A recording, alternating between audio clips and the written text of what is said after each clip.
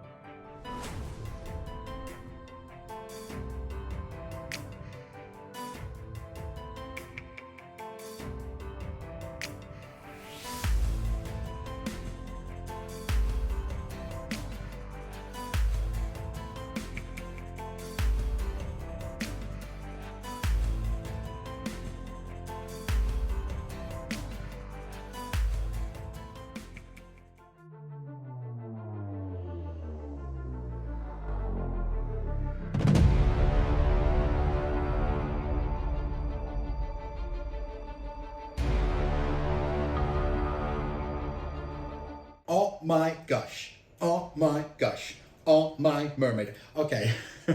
I really love so much the face. I really inspired by the nose of Avatar, the big guy I made with resin and my 3D printer, and I really love the dynamic pose. If you are inspired by my works, my artworks, please let me know in the comments. And if you have some other new ideas, if you want to see on my channel, let me know under this video, okay? So, my time is finished, and I want to say a big thank you for all your comments and likes, and please share my videos everywhere. Okay, it's time to say goodbye. Always in my original language, Italian by Napolitan. Acchiappateville, it means take the kiss. Bye!